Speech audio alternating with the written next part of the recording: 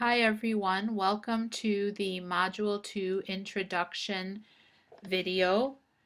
In this module, we will be focusing on relationships and specifically the relationships of the student's first language to their acquisition of English.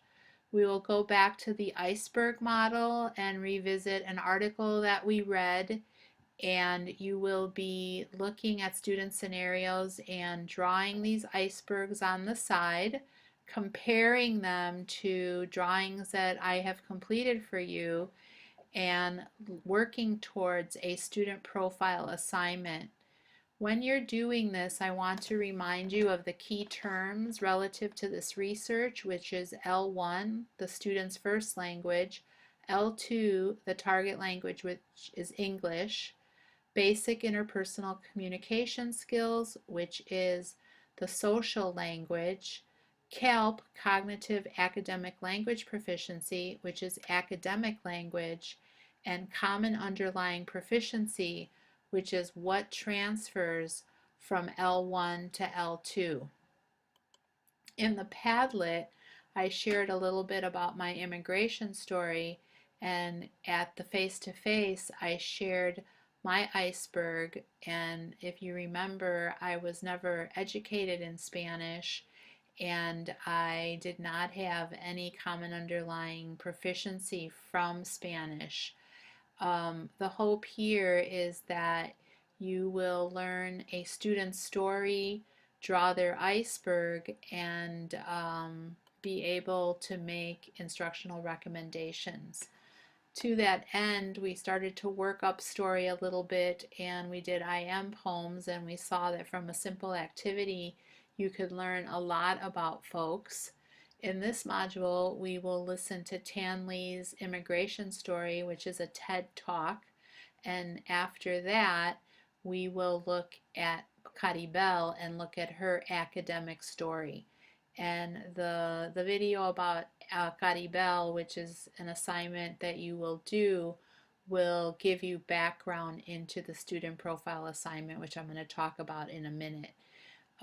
As you approach this, I want you to be thinking about a question, which is, how does knowing the story help teaching and learning?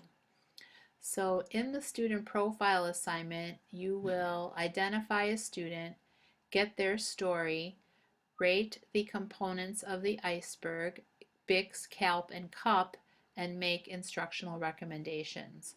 Once we have that done, then the rest of the module focuses on research-based practices. And we will be looking at strategies relative to Salman Khan's philosophy, or something that he personally does with his son, and Carol Dweck's mindset. Then we'll revisit classroom instruction that works from our face-to-face meeting and SIOP. And what I want to tell you about this is that you are not expected to look at every single resources on strategies. The strategies are presented in summary with some attachments, and then there's a playlist of videos, and you can pick what you're interested in. You don't have to go through every single research. So if you recall the classroom instruction slash Marzano's strategies, we had a little bit of experience with in our face-to-face, and they are put forth in this module with a lot more depth. And then the SIOP model, which I just referred to at the face-to-face, and it has 8 components and 30 features, and there's some videos there that I think you will be interested in. Again, you do not have to look at all of them. You can pick and choose. The last thing in this module, which is the last thing in most of the modules, is the key practice reflection. And again, there's chapters to read, but you don't have to, you can skim and scan those chapters. Key practices are sort of big picture things that you're going to assess your current teaching and learning situation, and then write a reflection on, that eventually will lead to a course reflection, and that has been outlined before, and there'll be more information on that. So I hope this is helpful just to give you a heads up as to what is coming. Module 3 will just be a 1 week module, and it'll focus on WIDA, and it'll start with a discussion of the first 2 modules. So I hope this is helpful, and I look forward to working with you in the next couple weeks. Thanks. Have a great day or night.